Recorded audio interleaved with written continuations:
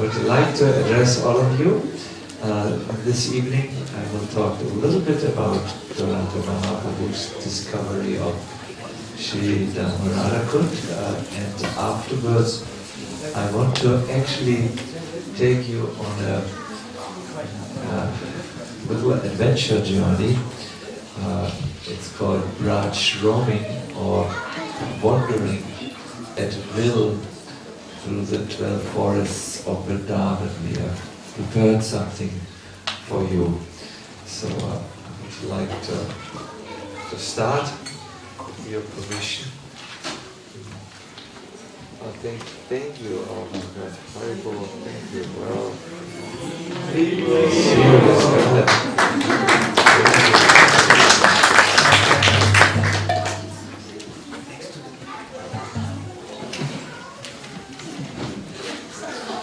the whole Sanga Mela this year has been placed under one philosophical subject matter. It's udipans. Udipans are those things which stimulate and awaken ecstatic love for Krishna. Someone who comes across an udipan is like someone who steps on a live wire. Ein Draht mit Elektrizität, der angeschlossen ist. And when he contacts this thing, which we call udipan, the response can only be compared to someone who steps on such a live wire and gets electrically surcharged.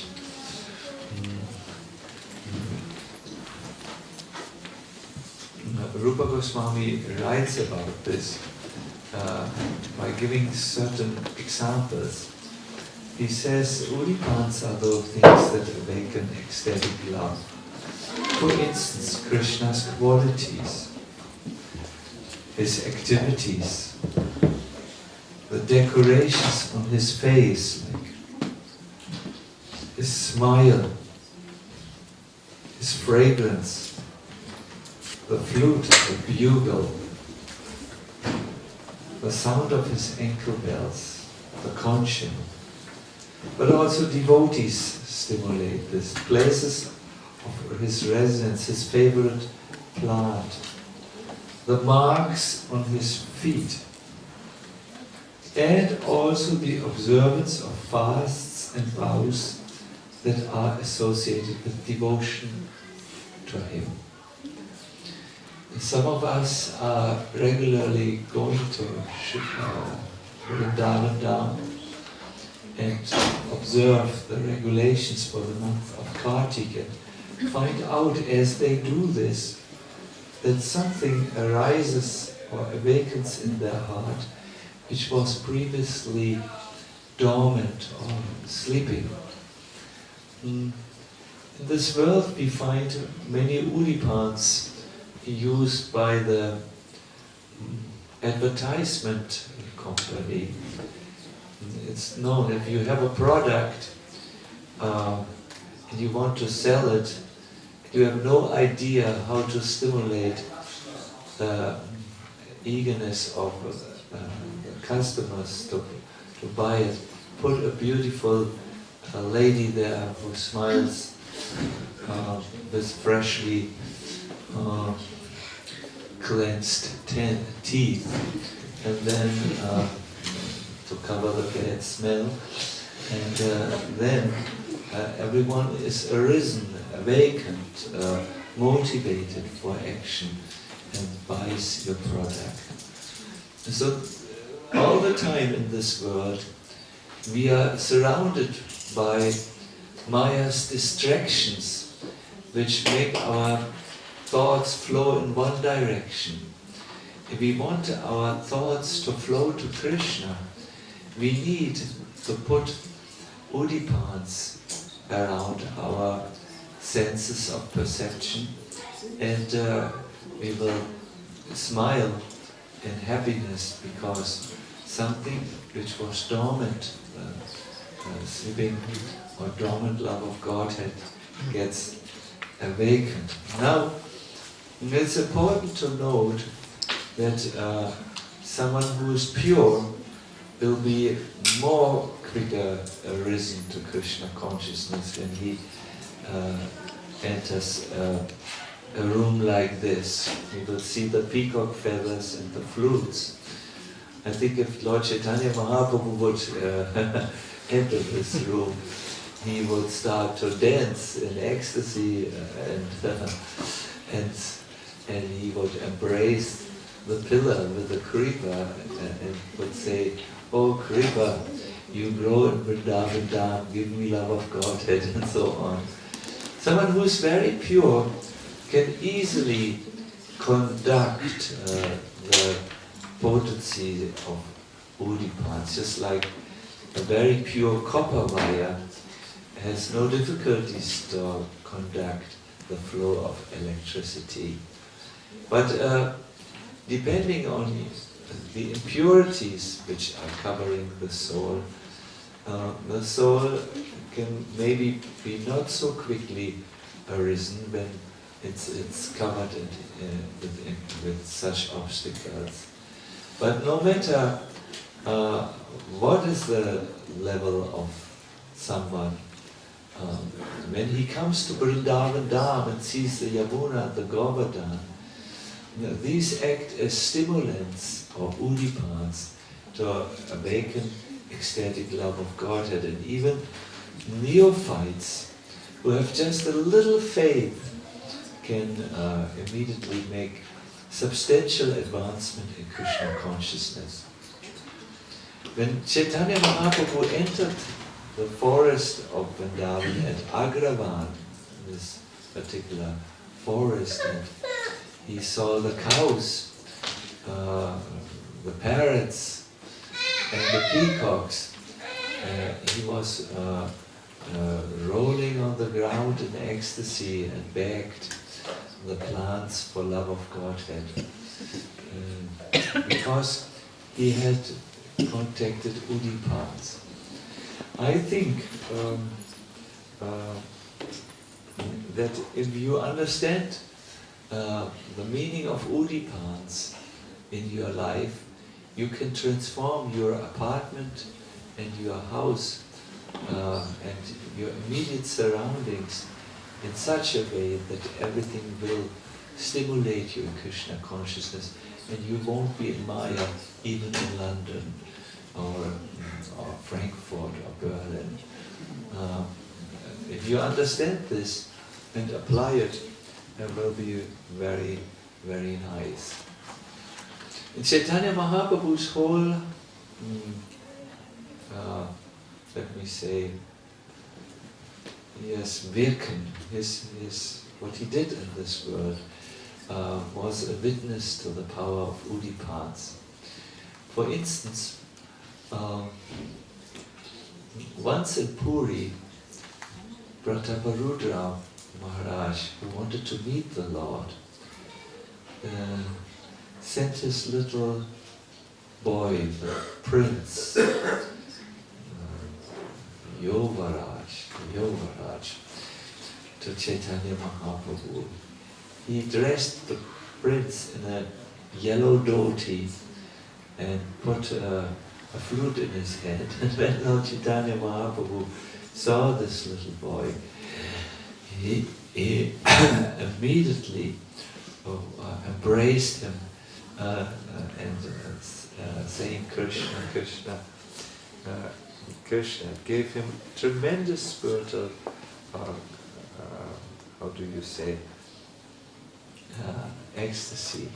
Similarly, when someone comes to Vrindavan Dham, and I will show you a few slides which are really wonderful. You will, I mean, I have never seen such slides of Vrindavan before. And, you will see how, with a little faith, I don't expect all of you to roll on the floor, but you will see something wonderful is happening to you. I will go a little bit through my... So when Caitanya Mahaprabhu, this is where we start today, came to Vrindavan,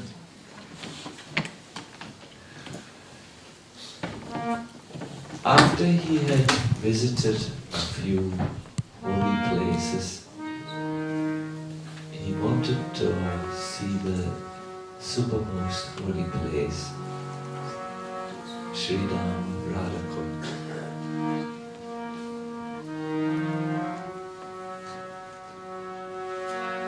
It is here at Radhakund where the divine couple meet without any obstacles for a long amount of time.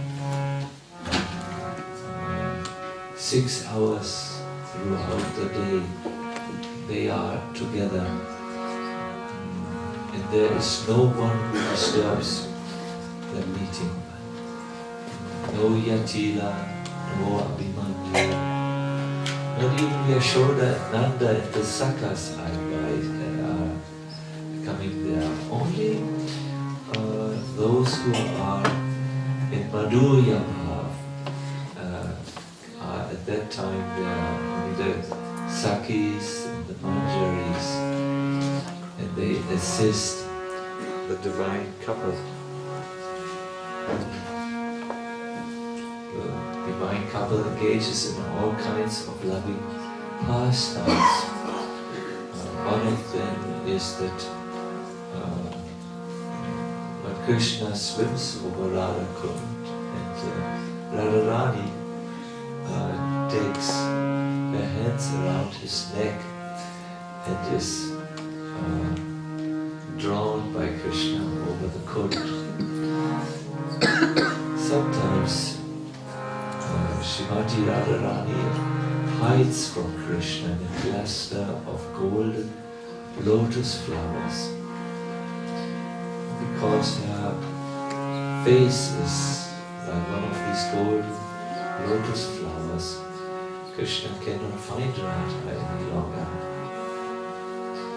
All of a sudden he sees a line of black bees, and he understands Radha must be nearby, because these bees wouldn't be here if they wouldn't be eager to catch the honey-like fragrance which comes from her beautiful lips.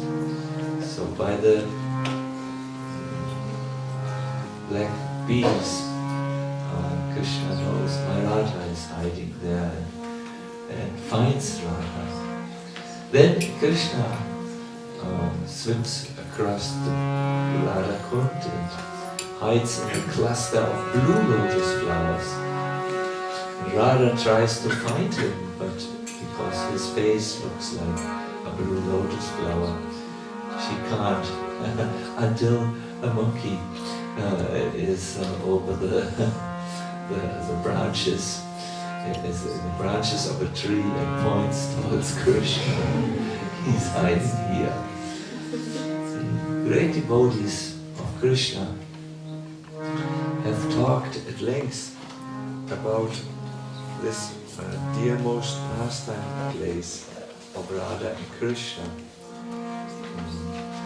Vishwanath Chakravarti Thakur describes the supreme attractiveness of Radha.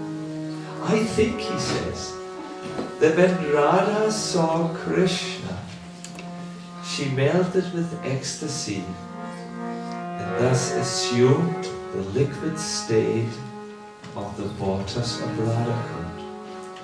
In the same way, when Krishna saw Radha, he too melted in ecstasy and became the waters of Radhakund.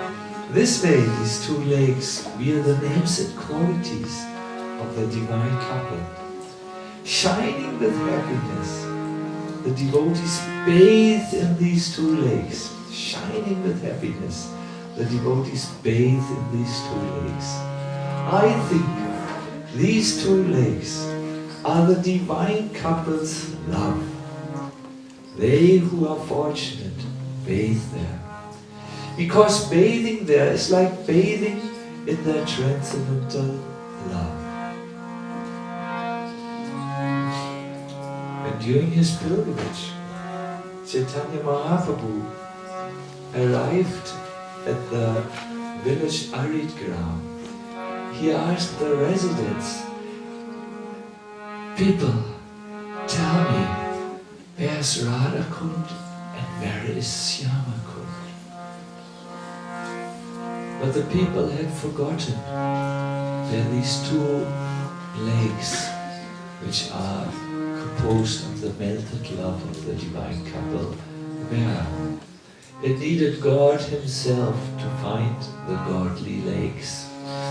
So Chaitanya Mahaprabhu went out to the rice fields and marked one little pond between the rice fields. It was like a little bit more water than you find normally at the rice fields. And he called out, "Iha Radha Kund, Iha Syama Kund." And he jumped into these puddles of water, bathed with transcendental happiness, and then after he came out, decorated his body with the mud of Radha Kund. Later, these kunds were excavated by Raghunatha Goswami. And I would like to tell you a little bit about this Goswamis. But first I want to talk about the glories of Srimati Radhika.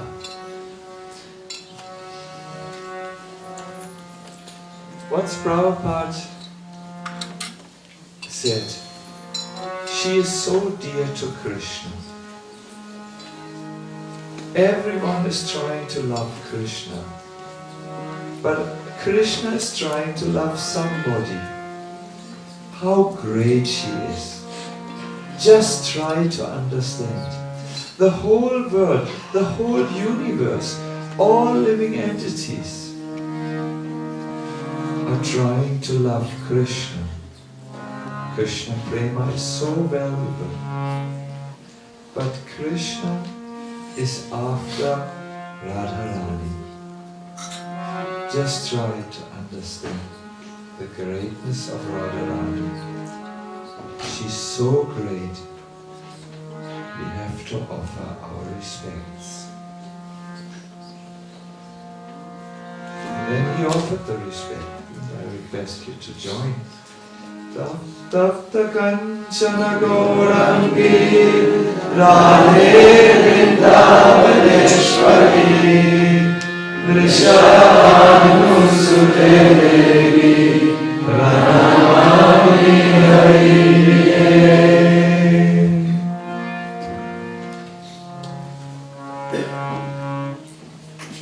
To approach Krishna is only possible through devotional service. A devotional service is a manifestation, a divine manifestation from Srimati Radharani. Through Radharani, Krishna can be approached. Through her mercy, it becomes so easy. Bhakti is never an activity of the material world. It is directly under the control of Radharani. A devotee who wants to reach Krishna therefore places himself under this divine energy, under Radharani. Devim, this is Shloka Mahatmanas, Tumam Bhakta Devim Prakriti Mahashrita. The great souls, they are taking shelter under the divine potency of Srimati Radharani. Radha is so great that in Vrindavan you will find all the devotees chant more Radha's name than Krishna's name. Prabhupada said, wherever you go in Vrindavan, you will find the devotees are addressing Jai Radhe. You will find them in Vrindavan.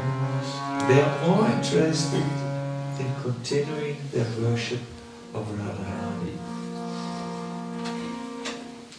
But Prabhupada would sometimes be on a morning walk. He saw rickshaw drivers and they stopped their rickshaw, got down from the rickshaw, took off their shoes, offered their obeisances, and when they came up they addressed Prabhupada, Jai Radhe. And Prabhupada very happily greeted them back with this address. When Prabhupada arrived in Vrindavan, in America, when he first came to America, he wrote an arrival address. He said, my dear brothers, you cannot get success in Krishna consciousness unless you worship Srimati Radharani.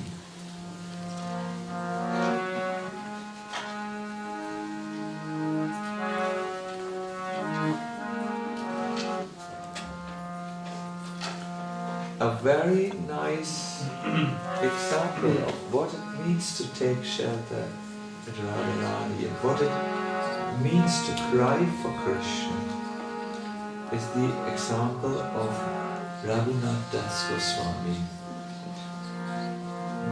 He was the son of a rich landowner,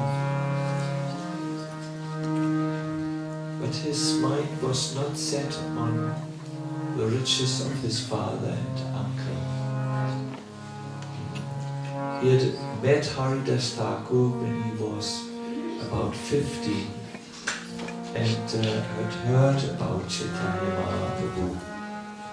And all this time, after he had heard first about Gauranga Mahaprabhu, he had developed the desire to meet Caitanya, but his father was not allowing it. His father feared that he will join Mahaprabhu's movement. And he's my only son. Only a little later he allowed Raghunath. He was every day asking his father. He said, okay, then you go, but I will send 10 armed soldiers with you. If you don't come back, the soldiers will bring you back.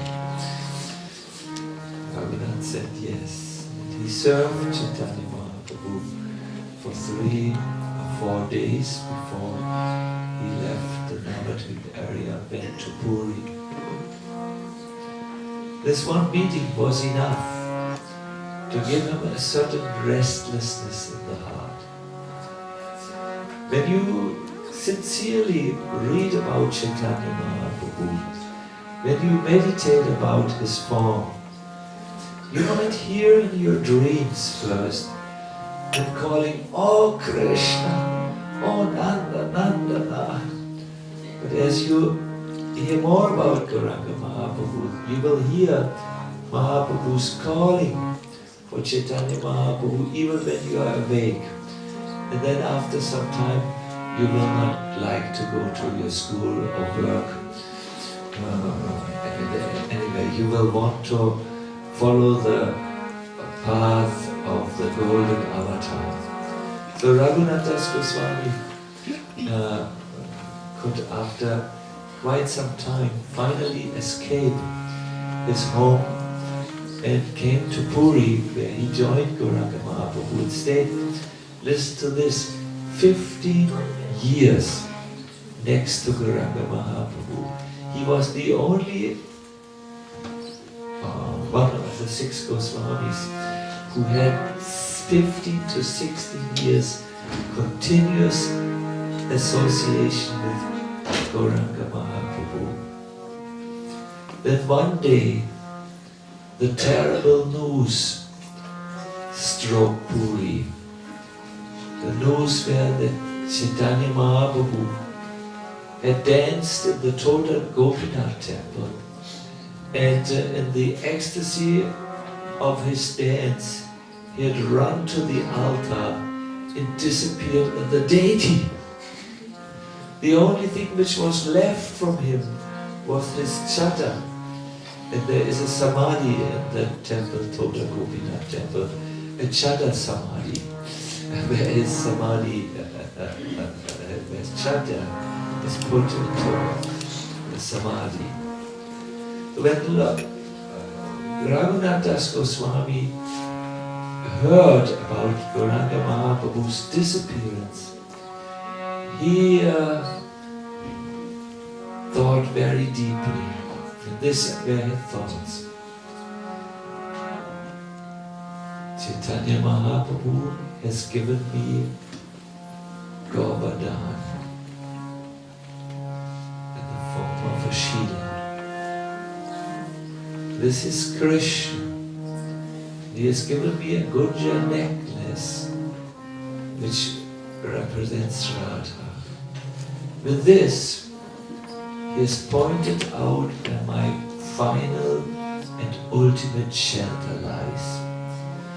And thinking like this, crying all the way, Ha Gauranga, Ha Gauranga, Ha Gauranga, Raghunath Das Goswami went to Vrindavan, where he wanted to climb Govardhan and plunge himself, jump down from Govardhan and take ultimate shelter at Govardhan. So as he was stumbling towards Vrindavan, he was very thin, he could only cry. Finally he arrived in Vrindavan, determined to commit Atmahatya or suicide. Gauranga Mahaprabhu had disappeared from the world, decided to appear again in the hearts of Rupa and Sanatana. And he said to them, my Rupa and my Sanatana, soon the young man will come. You have to save him from killing himself. His name is Raghunath.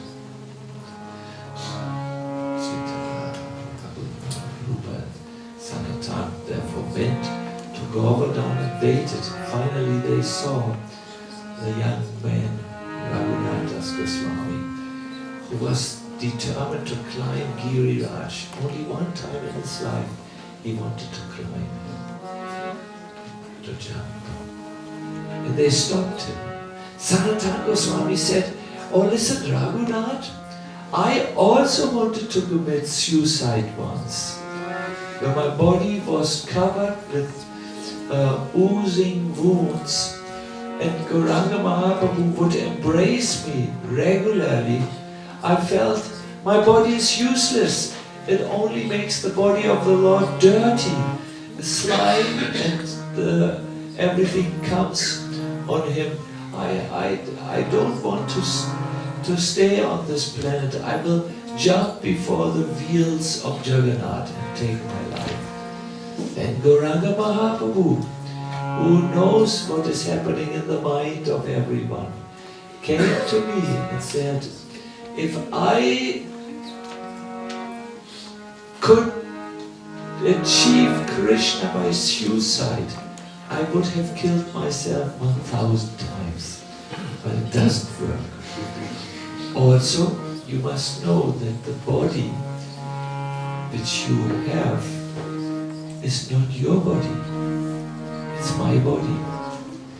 If you destroy another's property, you are a criminal. You have no right to take what is mine.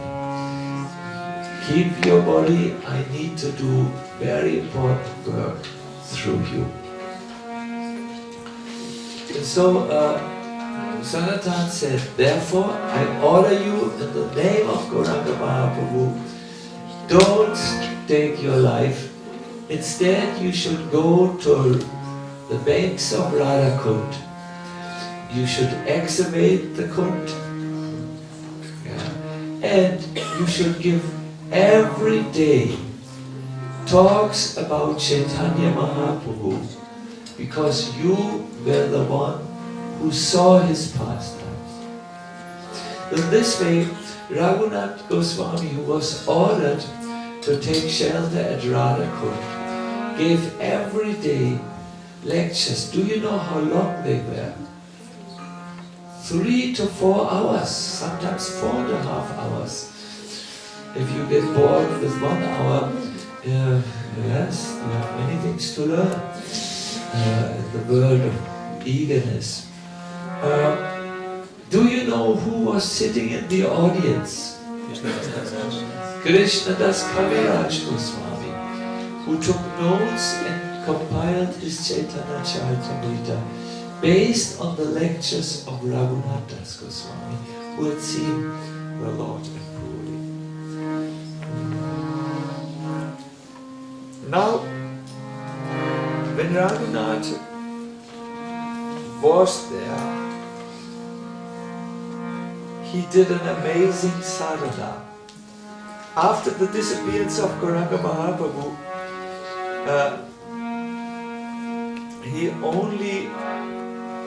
he stopped eating anything else.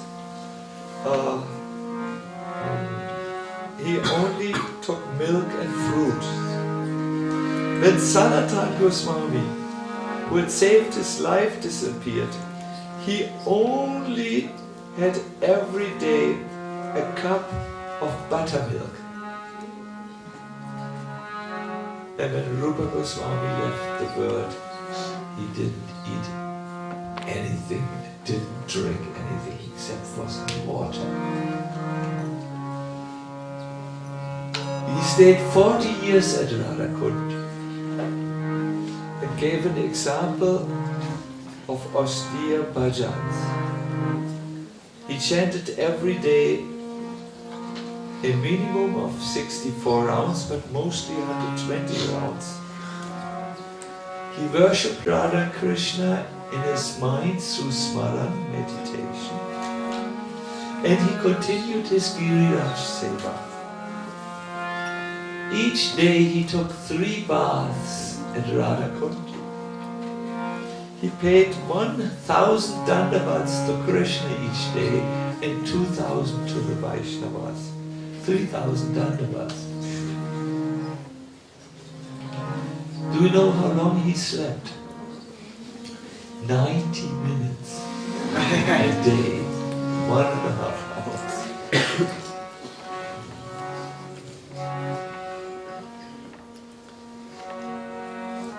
But Bhaktivinoda Thakur says his real achievement is he showed ecstatic love, how to worship Radha Krishna in ecstatic love.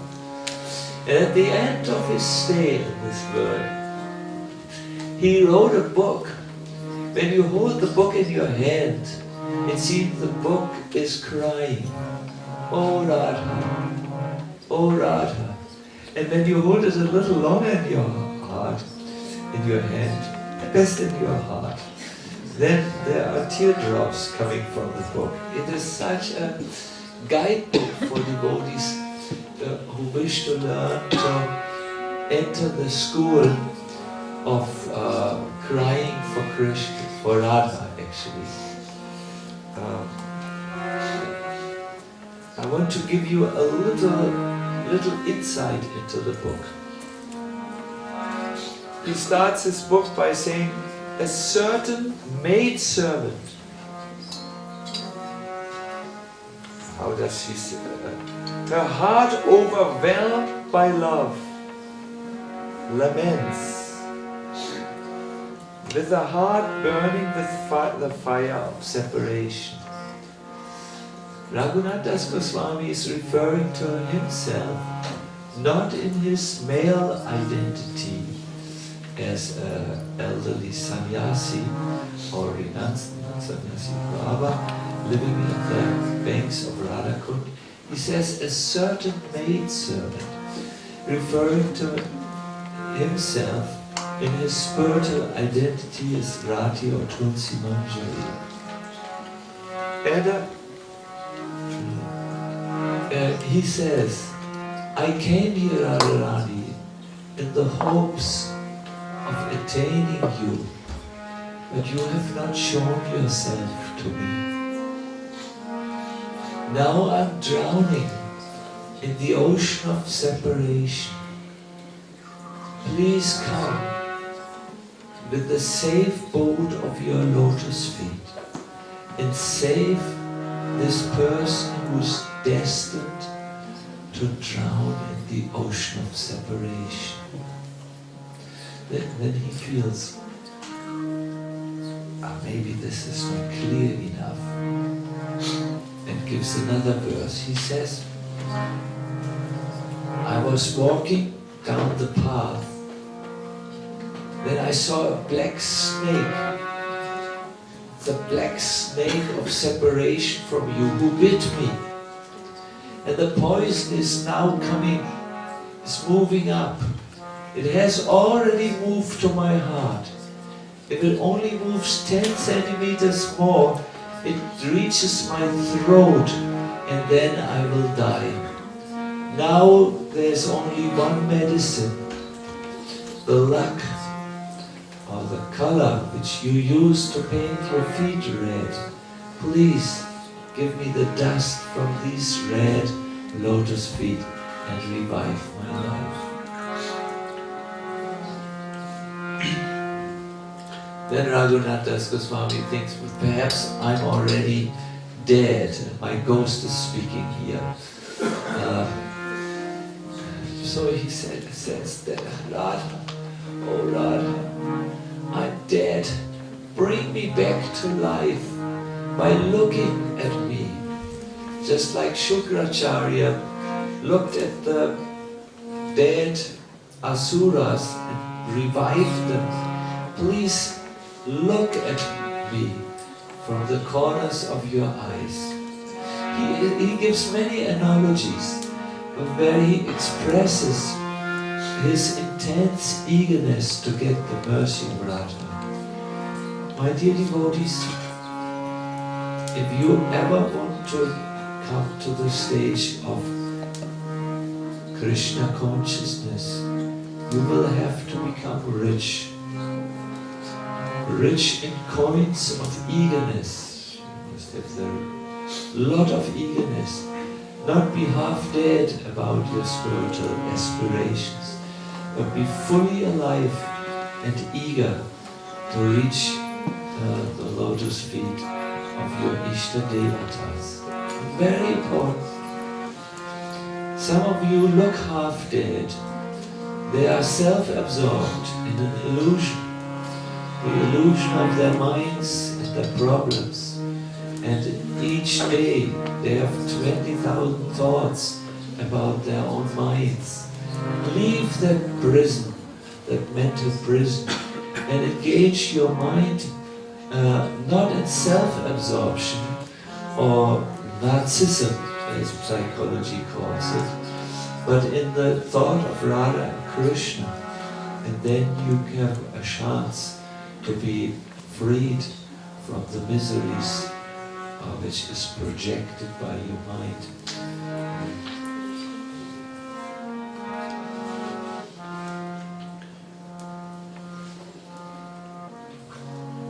So, Chaitanya Mahaprabhu had found Radha Kund and Syama Kund. He had taken his bath. And later, he requested the Goswamis to make Radha Kund into a place of pilgrimage, which Raghunath Goswami fulfilled. He went there, he spent all his life, the rest of his life, 40 plus years at the bank of Radha Kund.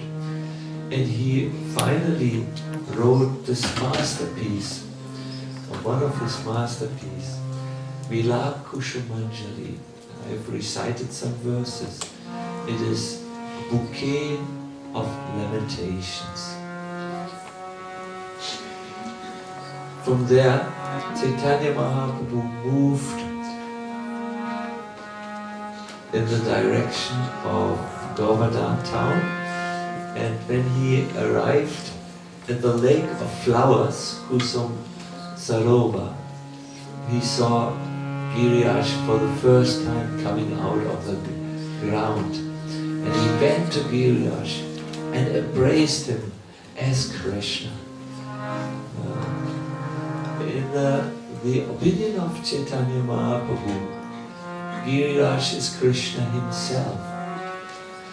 When he gave Giriraj as a Shila to Lord Raghunatha Swami, he gave Krishna to him, and he said he should bathe him every day with a little water. That water bath means bhava, with deep, deep devotional emotions. He should offer tulsi manjaris, and some say that manjaris, 8 manjaris are the servants of the 8 Sakis. So, and he gave the Gunja Mala, which represents Radha. So you have Krishna, Radha, and the Asta Sakis. The complete picture, the Yoga Pit, is all there in the worship which Gauranga Mahaprabhu introduced Raghunatha Swami to. And followers of Gauranga Mahaprabhu like to see Giriraj as Krishna, in the same way in which he had introduced the worship.